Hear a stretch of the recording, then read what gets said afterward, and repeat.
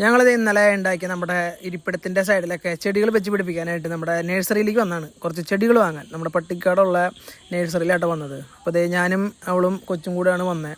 അപ്പോൾ കുറേ ചെടികൾ വാങ്ങണം എന്നുള്ള ഇതിലാണ് വന്നത്. പക്ഷേ ചെടികളിലൊക്കെ വില കേട്ടപ്പോൾ ഞങ്ങൾക്ക് കിളി പോയി. ഞങ്ങൾ 30 രൂപയ്ക്ക് മേടിച്ച ചെടിയൊക്കെ ഇപ്പോൾ 100 രൂപയായി. അപ്പോൾ എന്തായാലും വന്നാലും വെച്ചിട്ട് ഞങ്ങൾ ഒരു ചെത്തിയും അതുപോലെ നമ്മുടെ ഒരു വൈലറ്റ് കളറിൽ ഫ്ലവർ ഉണ്ടാവുന്ന ഒരു ചെടി വാങ്ങി കേട്ടോ. അപ്പോൾ ചെത്തിക്ക് 100 രൂപയും മറ്റേ വയലറ്റ് ഫ്ലവറിന് 60 രൂപയായേ. അപ്പോൾ അത് 2 രൂപ വാങ്ങി വണ്ടിയിൽ കയറ്റി ഞങ്ങൾ നേരെ വിട്ടു. ഇനി ഞങ്ങൾക്ക് കുറച്ച് സാധനങ്ങൾ എടുക്കാണ്ട് പട്ടിക്കാടുന്ന്. അപ്പോൾ അത് നേരെ പട്ടിക്കാടുള്ള പൂജാ സ്റ്റോറിൽ ചെന്നു കേട്ടോ. അപ്പോൾ വിളക്കെണ്ണയും വിളക്കുതിരിയും ചന്ദനത്തിരിയൊക്കെ കഴിഞ്ഞായിരുന്നു. അപ്പോൾ അത് വാങ്ങാൻ നിൽക്കണേ കാണണേ. അപ്പോഴാണ് ഇച്ചോടെ ജെംസ് കണ്ടത്. ജെംസ് കണ്ട വഴിക്ക് ഇതേ എനിക്ക് ഇത് റെഡി ആയിട്ട്. അപ്പോൾ ഞാൻ ഇച്ചുവിൻ്റെ ഇതേ ജെംസ് കാണിച്ച് പറ്റിക്കണാണ് കാണുന്നത് കേട്ടോ. ഞാൻ തന്നെ എന്നോട് എന്ന് പറഞ്ഞപ്പോൾ പുള്ളിയുടെ കിടന്ന് ഓടിയിടുന്നതാണ് കാണുന്നത്. പിന്നെ അവിടെ നിന്ന് നേരെ വിട്ടത് നമ്മുടെ പീച്ചി റോഡുള്ള പ്ലംബിങ് കടയിലാണ്. അപ്പോൾ വേസ്റ്റ് കുഴിക്ക് ഒരു പൈപ്പ് വാങ്ങണമായിരുന്നു. അപ്പോൾ അതേ ഞാൻ പോയി അത് വാങ്ങിക്കൊണ്ട് വരണമാണ് കാണുന്നത്.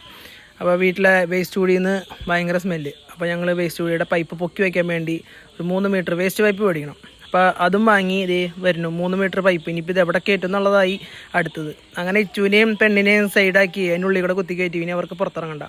അങ്ങനെ തിരിച്ചു തന്നെ വഴിക്ക് കുറേ കാലമായി ഞങ്ങൾ ജലദോഷം പനി കാരണം ഒന്നും ഐസ്ക്രീമൊക്കെ ബാൻ ചെയ്ത് വെച്ചേക്കായിരുന്നു. അപ്പോൾ അതിൻ്റെ വിഷമം ഒന്ന് തീർത്തു. വരുന്ന വഴിക്ക് നമ്മുടെ എടപ്പലത്തുള്ള ഗാലക്സിയിൽ കയറിയത് ഇച്ചുവിനൊരു ഐസ്ക്രീമും ഞങ്ങൾ 2 ഷെയ്ക്കും പിന്നെ ഒരു പപ്സും കഴിച്ചു. അങ്ങനെ അത് അടിച്ച് കയറ്റി നേരെ വീട്ടിലോട്ട്. ഇനി നോട്ടണം നമ്മുടെ ഇരിപ്പിടത്തിൻ്റെ അടുത്ത പണി സ്റ്റാർട്ട് ചെയ്യാൻ. അപ്പോൾ ഇന്നേക്ക് ഇത്രേ ഉള്ളൂ.